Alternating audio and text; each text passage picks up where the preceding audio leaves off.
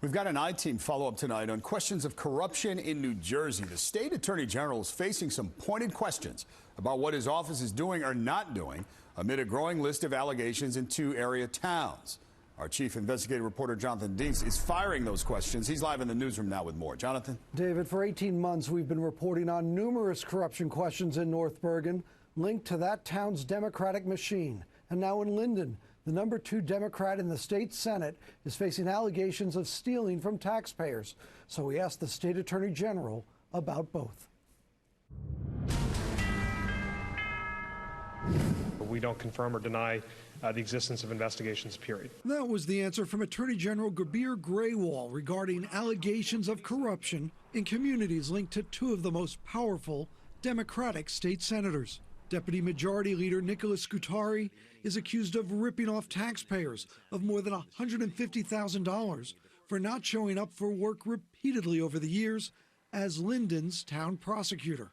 Scutari has not returned repeated calls for comment. And in North Bergen, Nicholas Sacco is that town's mayor as well as a state senator. In North Bergen, there have been questions about a job for a Sacco ally who was allegedly paid more than the hours he worked, whether public housing apartments were given to political supporters over poor families on a waiting list, retaliation against whistleblowers, and nepotism at the Board of Education. Allegations denied in each case by a town spokesman.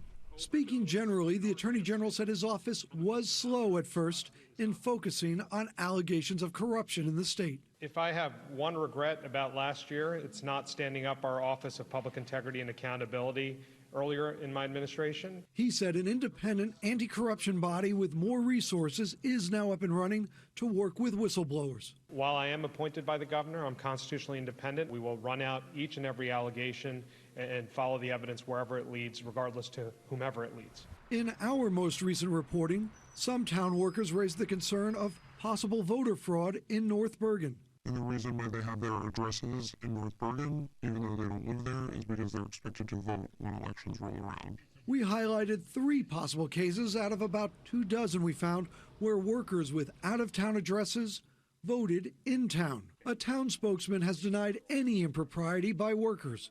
He even used apparent fake news rhetoric, calling NBC's I-Team the lie team.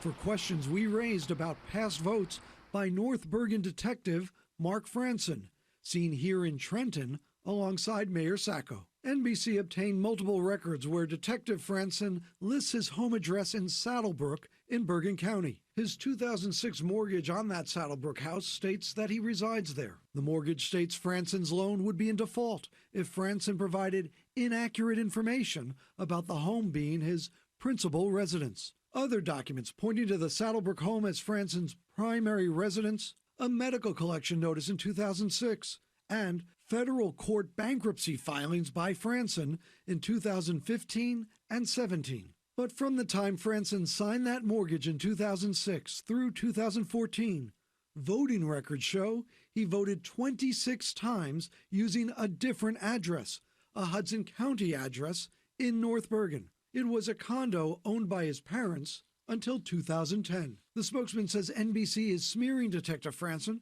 because, as we noted in our first report, he has not been an active voter since 2014. And that North Bergen spokesman late today accused NBC of having a, quote, vendetta against North Bergen.